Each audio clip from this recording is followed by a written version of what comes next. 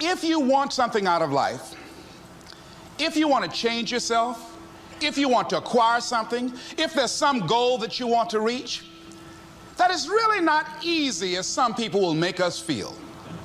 That living your dream, changing your behaviors, overcoming negative habits, it's challenging. It's hard. Most people go through life never discovering what their talents are. Most people never develop their talents. They have skills and abilities, but if you don't nurture them, if you don't develop them, they will never serve you. Your gifts can take you many places if you develop your gifts. Most of us don't like to do those things that come easy to us.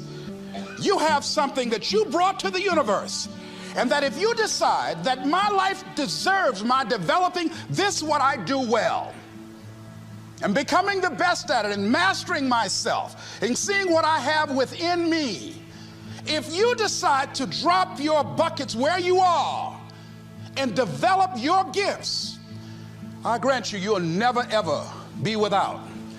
I grant you that your gifts will take you places that will literally amaze you.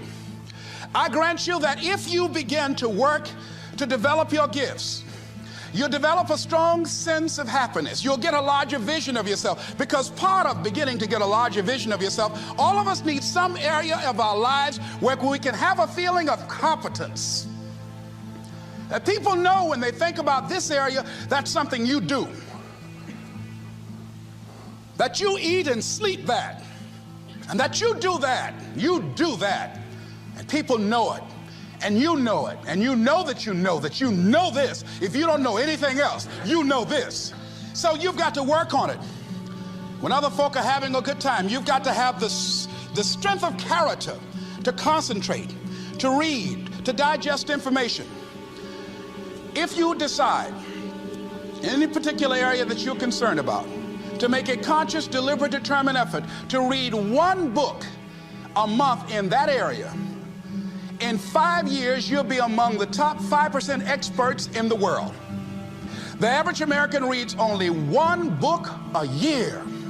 If you decide that area that you love, that you are going to master that particular area, in this era of accelerated change, overwhelming complexity, and tremendous competition, as you begin to develop and expand your skills and your talents and your vision of yourself, you will always be in control of your destiny. The next thing is, whatever it is that you want to do, you want to do it massively. Decide that you're going to push yourself. Most people won't do that. Most people give up on themselves easily. You know, the human spirit is powerful. There's nothing as powerful. It's hard to kill the human spirit.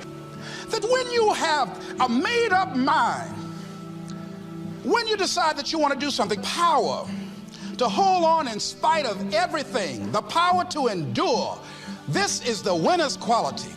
The hunger, the ability to face defeat again and again without giving up. This is a winner's quality. You have that quality within you. When you're hungry, you don't care about the facts. You don't care about the odds. There's greatness in you. And you've got to learn how to tune out the critics outside and the critic inside. And since I'm going to do this, I'm going to harness my will. And I'm not going to let anything stop me. I deserve this. I'm going to do it until.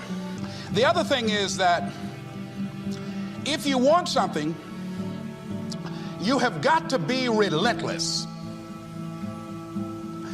You've got to learn how to become resourceful. You've got to learn how to become creative.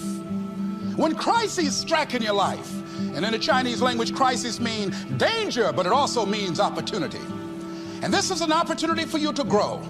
And you've got to be so relentless, regardless of what comes down the pike, that you're always looking for a way to get over, always looking for a way that you can break through, always looking for a way that you can win, always looking for a way that you can strike a telling blow.